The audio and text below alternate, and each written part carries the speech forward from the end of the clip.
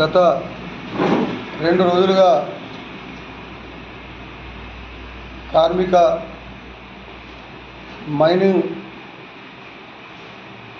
మంత్రి గారు డాక్టర్ వివేక్ వెంకటస్వామి గారి పర్యటనలో భాగంగా నిన్న కూడా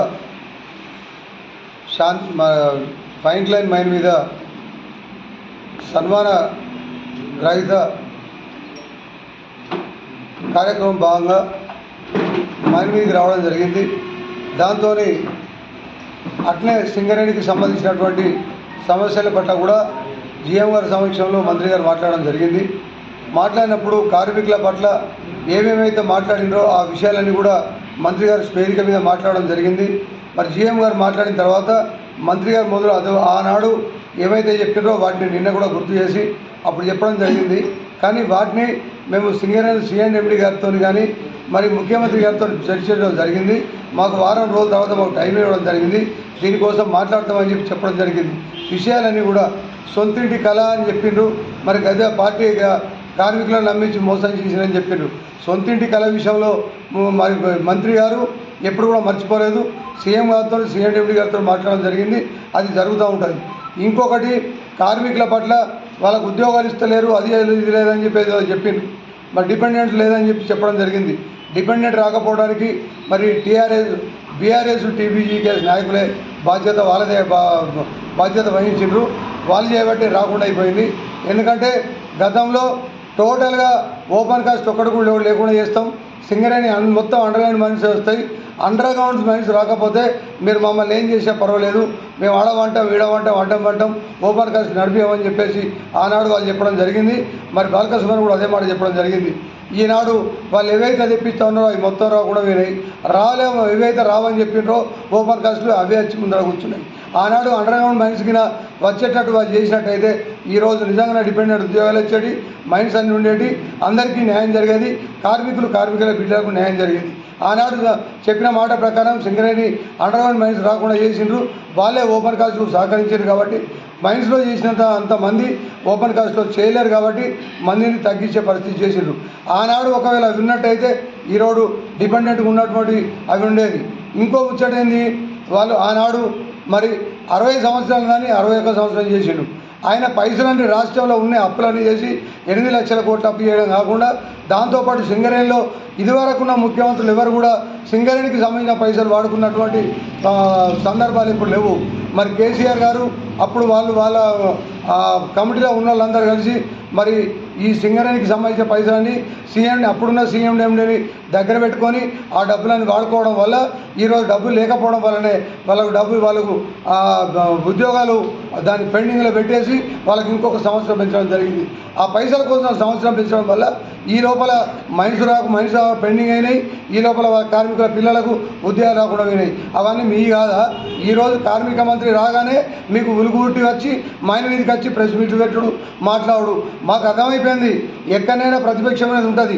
ప్రతిపక్షం అనేది ఉన్నప్పుడు ఏదో ఒకటి మాట్లాడాలి కాబట్టి మీరు మీ మాజీ ఎమ్మెల్యే బాలకృష్ణ గారి దగ్గర మెప్పు పొందడం కోసం మీరు మాట్లాడిండ్రు. వివేక్ వెంకటస్వామి గారు మంత్రివర్యులు ఒక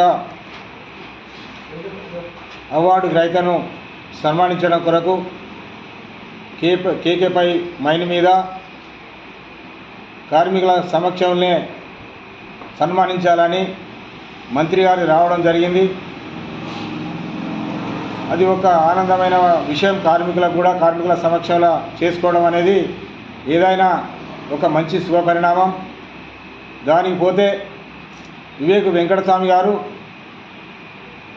ఏదైతే కార్మికులను ఉద్దేశించి కానీ కార్మికుల బొగ్గుబాయిల విషయాలు ఏం మాట్లాడలేదు, మంత్రి గారు వచ్చి ఏం మాట్లాడలేదని చెప్పేసి టీబీజీకేఎస్ నాయకులు అది తెలిసి మాట్లాడతారా తెలియక మాట్లాడతారా అర్థమైతలేదు.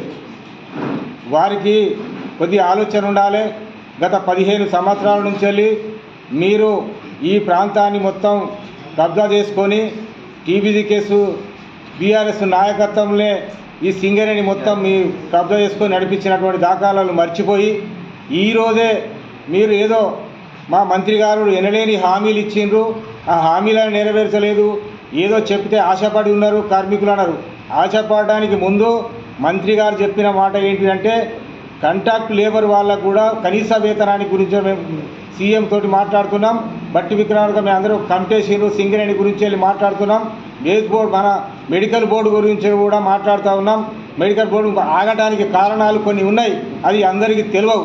కాకపోతే ఏంటంటే ఈ నాయకులకు కూడా తెలుసు, కానీ తెలుసో తెలియదో మాకు తెలియదు. కానీ వాస్తవంగా చెప్పాలంటే నీవు వచ్చినాడు ఇదే సింగరేణి కంపెనీ నువ్వు మన 2014న ఏదైతే కేసీఆర్ గవర్నమెంట్ వచ్చిందో గవర్నమెంట్ వచ్చినాడు ఉన్న కార్మికులు ఎంత, ఈరోజు ఉన్న కార్మికులు ఎంత?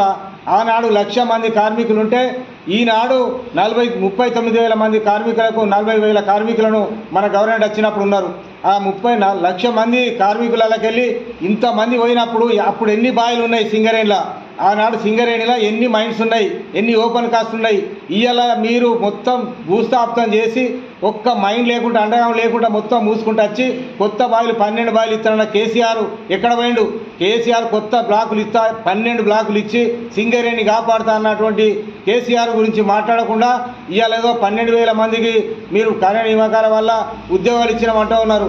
మీరు అన్ని కేసులు వేసుకుంటూ పోయి ఆఖరికి వచ్చి ఏదో తూతూ మంత్రంగా 5 సంవత్సరాల క్రితం ఇదంతా చేసి మీరు ఇవాళ సింగరేణి కార్మికులకు ఉద్యోగాలు లేకుండా ఓడి కారణం సింగరేణి మొత్తం భూస్థాపితం చేసి ఒక్క మైన్ లేకుండా ఈరోజు ఒక్క మందమరిలా ఈ కేకే పై పోతే ఈంత లేకుండా పోతుంది. కాబట్టి మన మంత్రి గారు ఇవాళ ఏం చేసిండ్రు? బంద్ అయినటువంటి ఏదైతే ఓసి ఉన్నదో ఆ ఓసిని కూడా మళ్ళీ పర్మిషన్ తీసుకురాగలిగిండు.